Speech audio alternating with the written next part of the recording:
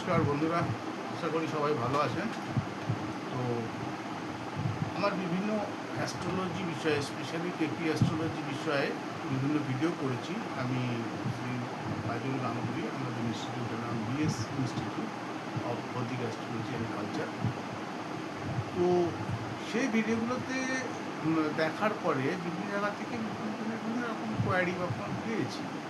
তার মধ্যে যেরকম কিছু ফোন পেয়েছি, বলছেন যে স্যার কেপি অ্যাস্ট্রোলজি নিয়ে তো আপনি পড়েছেন, ভিডিওগুলো দেখেছি, ভালো লেগেছে। তো আমাদের কিছু কিছু নলেজ বৈদিক জ্যোতিষের আছে। তো বৈদিক জ্যোতিষ ভালোই করেন, জানেন, কেউ শিখছেন, কেউ প্রেডিকশান করছেন, অ্যাস্ট্রোলজার ইত্যাদি ইত্যাদি। বৈদিক নিয়েই মূলত তাদের মানে কাজটা করেন, বেশি ফোকাসটা বৈদিকের। যদি এক দুটো ভিডিও বৈদিকের উপর করেন, কেপির উপর তো আছেই। তো তাদের কথা মাথায় রেখে এবং আমাদের ইনস্টিটিউটের পক্ষ থেকে বলা হলো, ঠিক আছে, তাহলে বৈদিকের উপরে যদি এটা করা যায় ভালো হয়। তো আমরা বৈদিকের ওপরে বহু জিনিস তো রয়েছে, বৈদিক জ্যোতিষেরও তো বহু জিনিস রয়েছে, শিক্ষার জন্য অনেক কিছু রয়েছে। এমন একটা কিছু তাদের বক্তব্য ছিল, যেমন একটা করুন যেটা আর কি মানে ম্যাজিক্যাল টিপস বলা যায়, ম্যাজিক্যাল টিপস বা একটা মানে ইনস্ট্যান্ট কিছু বলতে পারা দেখে, এই ধরনের কিছু যাদের অল্প নলেজ আছে তারাও পারবে, যারা জ্যোতিষটা পড়ে তাদেরও কাজে লাগবে, বৈদিক জ্যোতিষটা পড়ে কিন্তু তো আছেই, সেটা তো আছে তার সাথে। তো সেটা আমি চিন্তা ভাবনা করে দেখলাম যে একটা খুব ইম্পর্টেন্ট টপিক, যদিও বর্তমানে বৈদিক জ্যোতিষ যারা পড়েন তারা কতটা গুরুত্ব দেন বিষয়টাকে আমি জানি না, তবে আমি তো দেখি বা আমাদের ক্লাসেও এই বিষয়ে পড়াশোনা চলছে। তো সেটা হলো আরূঢ় পদ বা আরূঢ় লগ্ন। আরূঢ় পদ বা আরূঢ় লগ্ন, এটা কিন্তু একটা ম্যাজিক্যাল টিপসের মতো কাজ করে। অর্থাৎ ইনস্ট্যান্ট কিন্তু আমরা কোনো চার্টের কোনো পার্টিকুলার হাউস, ওই যে আমাদের যে D1 চার্ট বৈদিক জ্যোতিষের, আমরা কী করি যে 12টা ভাব, সেই ভাব অনুযায়ী ধরুন কারো অর্থনৈতিক বিষয়ে কিছু জানতে চাইছে, আমরা জেনারেলি সেকেন্ড হাউসটাকেই দেখব, সেকেন্ড হাউসের অধিপতি কোথায় বসে আছে, কার নক্ষত্রে বসে আছে। মূলত বৈদিক জ্যোতিষের এটাই করা হয়।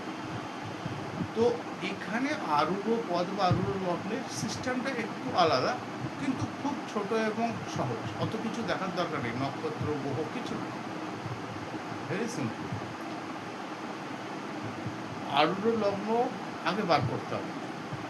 ধরে নিই আমরা সেকেন্ড হাউস, যখন কথাটা বলেছি সেকেন্ড হাউসে আমরা দেখছি, অন্য যে কোনো 12টা প্রত্যেকটা ভাবেরই লগ্ন থেকে 12টা ভাবেরই আরূঢ় পদ বা আরূঢ় লগ্ন বার করা যায়। বিষয়টা কীভাবে করতে হয়, এইটা হচ্ছে আসল টেকনিক। তো আমরা একটু বোর্ডে দেখি কীভাবে, তাহলে মনে হয় ব্যাপারটা আরও সুবিধা হবে। অল্প যার জ্যোতিষের জ্ঞান আছে সে ওটা বুঝতে পারবে, একদম জ্ঞান না থাকলে মুশকিল, অল্প জ্ঞান থাকলেও চলবে, যিনি জানেন তো জানেন, খুবই ভালো।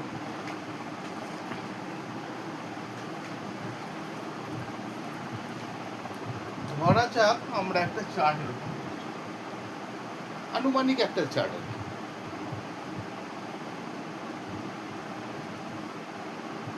ব্যক্তি ধরে নিচ্ছি মকর লগ্ন, ধরে নিচ্ছি এখানে তার মঙ্গল রাহু বসে আছে। এখানে আমরা এরকম করে যদি এদিকে ধরুন এখানে দেখলাম বুধ শুক্র, এখানে শনি রবি বসে আছে, এখানে চন্দ্র বসে আছে, এখানে কেতু বসে আছে, তারপরে আমরা এখানে বৃহস্পতি বসে আছে। তাহলে সামগ্রিকভাবে 1 2 3 4 5 6 7 8 9 10 লগ্ন নিয়ে 10টা লগ্ন নিয়ে 9টা গ্রহ এবং লগ্ন নিয়ে 10টা বিষয়টা আমরা নোট করে নিয়েছি আনুমানিক। এর আরূঢ় পদ বা আরূঢ় লগ্ন বার করব। তাহলে কথাটা উপরে হেডলাইন একটু লিখে দিই, আরূঢ় লগ্ন অবলিক দিয়ে পদ, এরকম ইনস্ট্যান্ট কাজ করে দেবে, বিষয়টাকে খুব মন দিয়ে দেবে। সেকেন্ড হাউস ধরা যাক, মনোভাব দেখবে কারো অর্থনৈতিক বিষয়, তার অর্থনৈতিক আয় রোজগারটা কোন সোর্স থেকে আছে, কোন হাউস থেকে। তাহলে দ্বিতীয়, এটা তো সেকেন্ড হাউস, এটা তো মোটামুটি কম বেশি যারা অ্যাস্ট্রোলজি পড়ছেন শিখছেন সবাই জানে। তো সেকেন্ড হাউসের অধিপতিটা কি? শনি। কুম্ভের অধিপতি তো, কুম্ভ লগ্নের অধিপতি শনি। তাহলে শনি কোথায় বসে আছে? লগ্ন। এইখানে কিন্তু লগ্নকে পার্সপেক্টিভে আমরা বিচারটা করবো না, সেকেন্ড হাউসের পার্সপেক্টিভে সে কোথায় বসে আছে। তাহলে সেকেন্ড হাউস থেকে 1 2 3 4 4-এ বসে আছে, 4 নম্বর হাউসে বসে আছে তো শনি, দ্বিতীয় ভাবের অধিপতি। এইটা এর আরূঢ় পদ বার করলো, আরূঢ় পদ বা লগ্ন।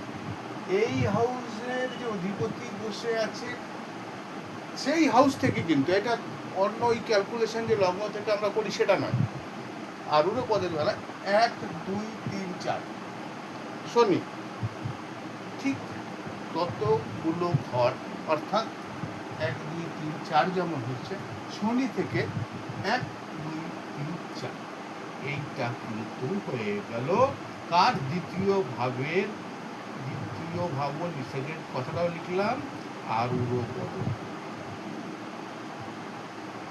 আরূঢ় লগ্ন বা পদ বা এই হাউসের আরূঢ় পদ। তাহলে এই হাউসের মালিকটাকে, ক্যালকুলেশনটা কিরকম হবে? এই হাউসের মালিক তো সিংহ রাশি, তো সিংহ রাশির মালিক কে? অধিপতি কে? রবি। রবি কোথায় বসে আছে? রবি কিন্তু শনির সাথে এখানেই বসে।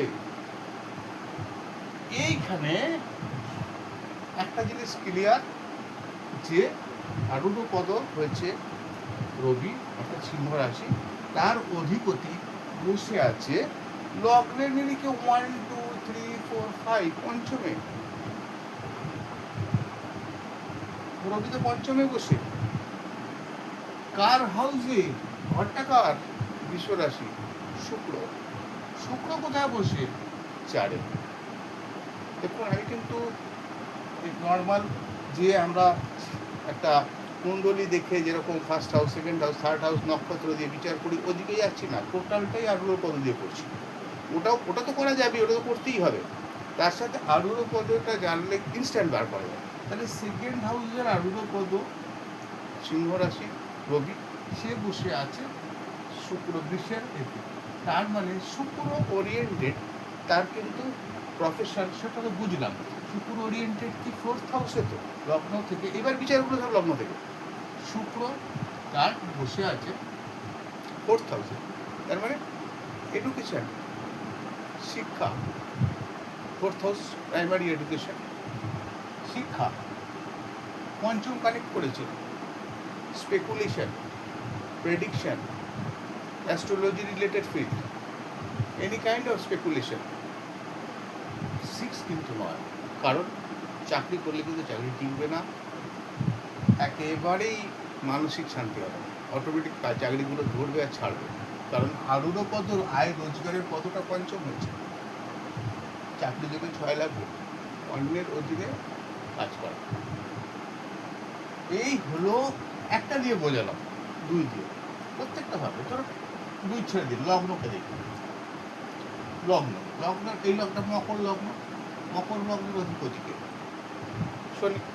তাহলে মকর লগ্নের অধিপতি শনি, লগ্ন থেকে কিন্তু এবার কাউন্ট হবে। তখন 2 করেছিলাম, আমি হয়তো 1 নম্বর হাউসে করছি, মানে লগ্ন 1 1 2 3 4 5, ঠিক শনি যেখানে বসে, অর্থাৎ এই হাউসের মালিক যেখানে বসে, ওখান থেকে 5 ঘর করবো, 1 2 3 4 5। তার মানে এটা হয়ে গেল লগ্নের, কিন্তু লগ্নের আরূঢ় পদ।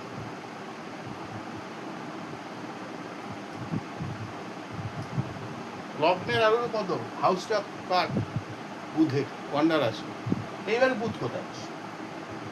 তাহলে বুধ বসে রয়েছে এইখানে, শুক্রের সাথে রাজযোগ করেছে, বুধ শুক্রের সাথে একটা রাজযোগ হয়, অর্থাৎ তার শরীর স্বাস্থ্য নিয়ে, শরীর খারাপ, 6th হাউসকে দেখেছে, শারীরিক অসুস্থতা যখন একদিকে হবে, সেখান থেকে এখানে কিন্তু বসে রয়েছে বুধ, এই ঘরে বসে আছে, ইন্ডিকেট করছে।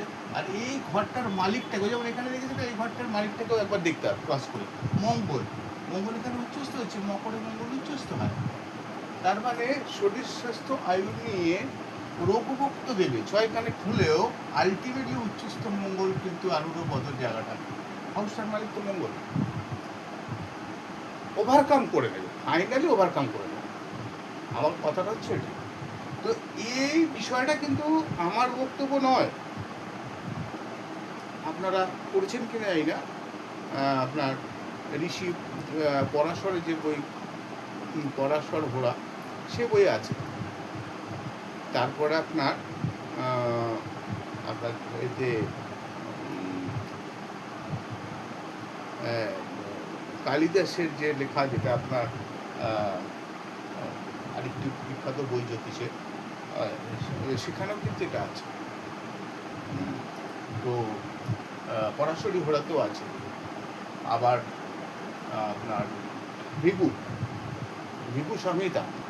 সংহিতাতেও কিন্তু এই বইটা লেখা আছে। ও মনে পড়েছে, কালিদাসের যে বইটা, সেটা হচ্ছে উত্তর কলামৃত গ্রন্থ, মহাকবি কালিদাস তার যে লেখা জ্যোতিষ সংক্রান্ত বিষয়। তো উত্তর কলামৃত গ্রন্থ কিন্তু এই টেকনিকটা লেখা আছে। এটা যদি আপনারা ব্যবহার করেন, সব কিছু 1 থেকে 12টা ভাবে যা যা প্রশ্ন ইনস্ট্যান্ট হয়ে যাবেন, এবং দেখবেন এটা কিন্তু মিলছে।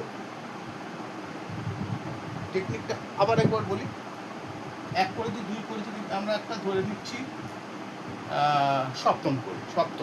সপ্তম হচ্ছে পার্টনার, দাম্পত্য, বিবাহ ইত্যাদি ইত্যাদি, ট্রানজ্যাকশান, ব্যবসা ইত্যাদি জন্য আমাদের সপ্তমকে লাগে। ভালো কথা। তো সপ্তমের অধিপতি হচ্ছে এখানে এই হাউসটার কর্কটে চন্দ্র কোথায় বসে আছে? আমাদের সপ্তমের নিরিখে চন্দ্র তো দ্বাদশে, লাস্ট ঘরটা তো দ্বাদশ, তাহলে যদি দ্বাদশ হয়, যদি দ্বাদশে বসে, আমাদের সেই দ্বাদশ 12 ঘরই তো গুনতে হবে আর উল্টো লগ্ন বার করতে গেলে। তাহলে 12 ঘর গুনলে তো এই ঘরটায় আসবে। এই ঘরটার অধিপতি কে? শুক্র। সেই শুক্র কোথায় বসে আছে? সেই রাজ্য করে আমাদের চতুর্থে। তখন আমরা বিচার করছিলাম সপ্তমে। তার মানে জাতক বা জাতিকার যে জীবন সঙ্গী, অর্থাৎ পার্টনার ইত্যাদি, যেটাই আমরা বলি বিবাহ বিচারে, তো আমরা 7th হাউসকেই দেখি, সে কিন্তু বাড়ির কাছাকাছি হবে। এই যে লগ্ন থেকে চতুর্থ, 1, 2, 3, 4, আর ওর পদ তো শুক্র হয়ে যাচ্ছে, শুক্র তো চতুর্থে কাছাকাছি, 2-3 কিলোমিটার, 4 কিলোমিটার ম্যাক্সিমাম। তার মধ্যেই দেখা গেল একে অপরের বাড়ি। মিলিয়ে দেখুন, উত্তর পেয়ে যাবেন। ভালো লাগলে সাবস্ক্রাইব করুন, বেল আইকন প্রেস করুন। আবার পরের ভিডিও নিয়ে আসবো। এটা বৈদিক জ্যোতিষের উপর করলাম। ভালো থাকবে।